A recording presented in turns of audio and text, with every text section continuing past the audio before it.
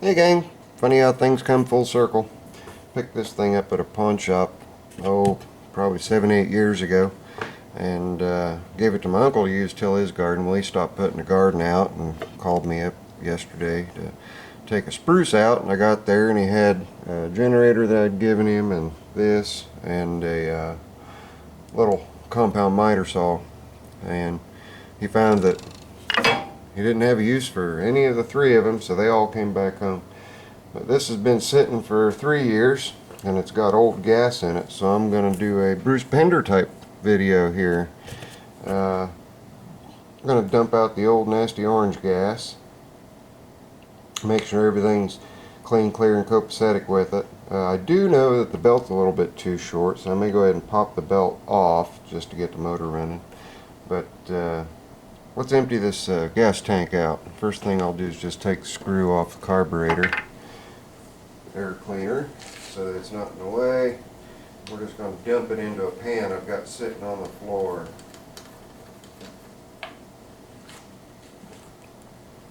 If you guys see, yeah, you guys see the pan. So what we're going to do is just dump the gas out. Get my aim right. We'll see what happens here. See if it's a win or lose.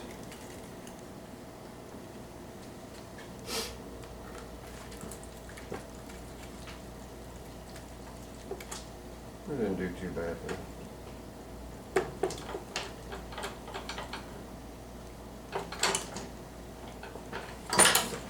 Yep, nice orange gas. I'm allergic to things with handles, so this won't stay here.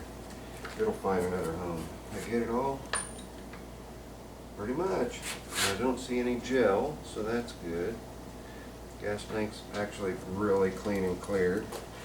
So give me just a second to get where you guys can see how orange that gas is. A sure sign bad gas. So let me get rid of this. I'll be right back and we'll check for spark. Alright. G'day tubes. In memory of, or in what do you call that? It's for Bruce. G'day tubes.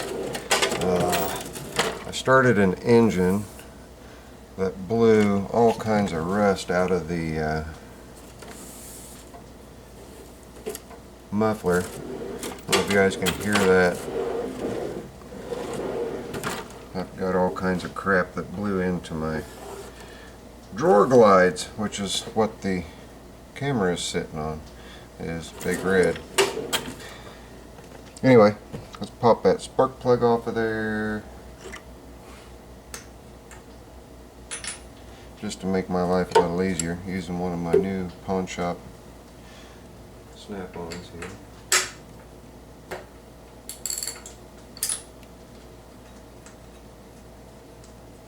And we'll take a look at the spark plug. A little on the black side, running a little rich, but other than that, doesn't look too bad. Now, there's two ways we can check for spark. First thing I'm going to do is use the induction type like Bruce does.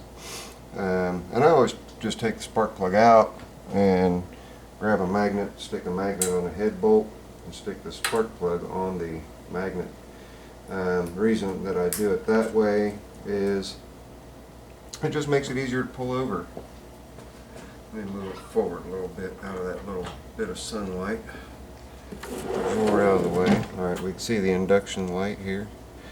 And if I remember, I've got a short pull cord, so I can't pull too far. We're gonna give it a tug and see if we've got spark on this induction type. Yes, we have spark on the induction type. Okay, so we know we've got spark. We got the gas out of the gas tank. Hopefully the carburetor's clear. Before I try blowing the carburetor out or anything, we will introduce some gas to it and see if it's going to start. But before I do that, like I say, I'm going to take this belt off because it is too short, and I'll get the right one to put on there. So stay tuned. I'll be right back. Okay, I wasn't going long. I forgot I was going to show you guys the actual spark jump gap type tester. So we're going to put that. Let's see if we can get this to where it'll show in the view. Looks like we'll be alright there. where you guys are going to be looking is right there. Just look for a spark to jump across. I've got compression on here now, so it's going to be a little tougher to pull, but we'll see if we get a spark jump across. I don't know how well that showed up, but I saw it. Spark jumped across there. So, and don't forget, Bruce, if you're watching this video, you can make one yourself just with a piece of clear tubing and just cut an old spark plug wire, and you can adjust your gap.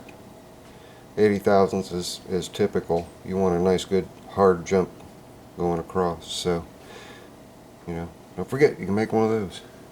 Alright, I'll be back. I'm gonna get this belt off. Okay, there's an easy way and a hard way to do things, and I tend to lean towards the easy way. I just cut it off, so that just took a second. Sacrificed the belt, but it's an old belt and it's the wrong size for that, so not too stressed about losing a belt. If I wasn't so impatient, I probably would have spent a little bit more time in taking it off properly. Now let me grab some petrol and we'll throw it in there, see if we can get this little engine to run. Alright, we've got a throttle control up top. If you can see things moving down there. I'm going to start it on low and get it just off of, there we go. Start on low. Now this is a pneumatic governor, meaning it has an air vane in there inside the blower housing. It's a little 3 horsepower brakes. Let's see what year it was made here. 1974. January 16th of 1974. So anyway, we've got gas in the tank, choke, belts off. See if we can get it to come to life on just barely a little bit of throttle here. And I'm just going to pull fuel up the pickup tube.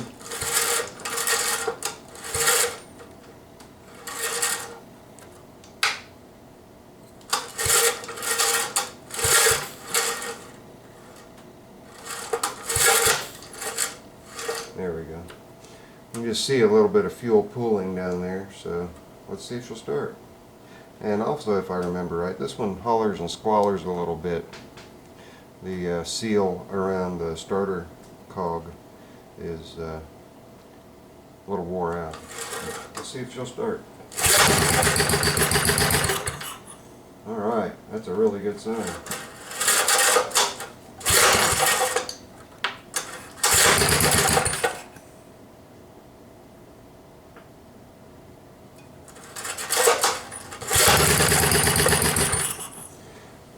Throttle.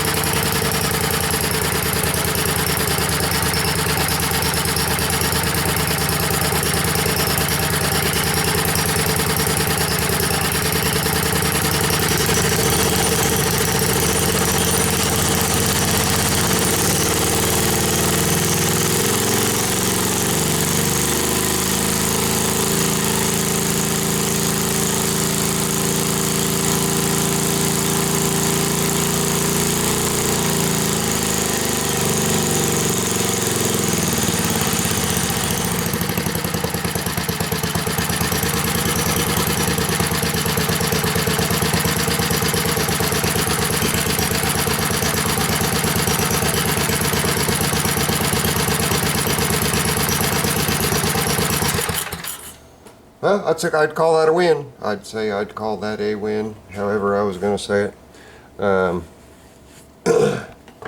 I guess that's it. So, in true Bruce fashion, thanks, tubes. Catch you on the next one. On the tail end of the tiller video, this is a little 3800 watt generator that my uncle gave back. And I went through the same process on this. I cleaned the gas tank out, cleaned the fuel petcock out. It's got a little fuel bowl on it, just like a carburetor would. Pulled the carburetor bowl off. It was good and clean and dry. Introduced some new fuel to it, and turn the fuel on. Turn my switch on. Choke it. Let's see if she'll start.